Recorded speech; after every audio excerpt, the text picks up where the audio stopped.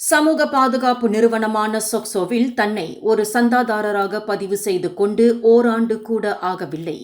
இந்நிலையில் விபத்துக்குள்ளாகி இருக்கும் தமக்கு சொக்சோவில் இருந்து 13,000 ரிங்கிட் இழப்பீட்டுத் தொகை அனுகூலமாக கிடைத்து இருப்பது இல்லத்தரசி எஸ். விஜயலட்சுமியை ஆச்சரியத்தில் ஆழ்த்தியது. சொக்சோவின் சொந்த தொழில் பாதுகாப்பு திட்டமான ஸ்கீம் கசலமத்தான் சோசியல் பக்கர்ஜான் சண்டிரி வாயிலாக இப்படியொரு தொகை தமக்கு கிடைக்கும் என்பது தாம் எதிர்பார்க்காததாகும் என்று வியப்புடன் கூறுகிறார் 40 வயது விஜயலட்சுமி. தமது கணவருடன் விபத்துக்கு இலக்காகிய விஜயலட்சுமிக்கு இடுப்பு மற்றும் முழங்கால்களில் காயங்கள் ஏற்பட்டன. இந்த விபத்தினால் 3 மாதங்களாக வேலை செய்ய முடியாமல் விஜயலட்சுமி வருமானத்தை இழந்தார். இது போன்ற விபத்துக்கு சொக்சோவிடம் இழப்பீடு கோர முடியும் என்று தங்கள் குடியிருப்பு பகுதி நடவடிக்கை குழுவின் மூலம் தனது தாயாருக்கு தகவல் தெரிவிக்கப்பட்டது.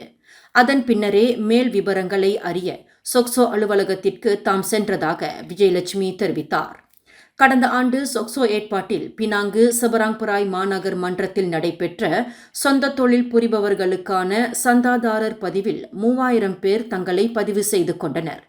அவர்களில் விஜயலட்சுமியும் ஒருவராவார் என்று மனிதவள அமைச்சர் ஸ்டீவன் சிம் குறிப்பிட்டார்.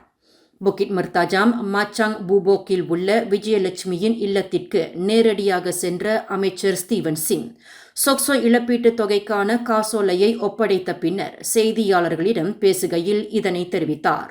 அங்காடி வியாபாரம் நடத்தி வந்த விஜயலட்சுமியும் அவரின் குடும்பத்தினரும் தங்களின் ஜீவியத்திற்கு கிடைத்து வந்த அன்றாட வருமானத்தை இழந்த நிலையில் அவர்களுக்கு கை கொடுத்தது சொக்சோவின் ஸ்கீம் கசலமத்தான் சோசியல் பக்கர்ஜான் சண்டிரி திட்டமாகும் என்று அமைச்சர் ஸ்டீவன் சிம் தெரிவித்தார்.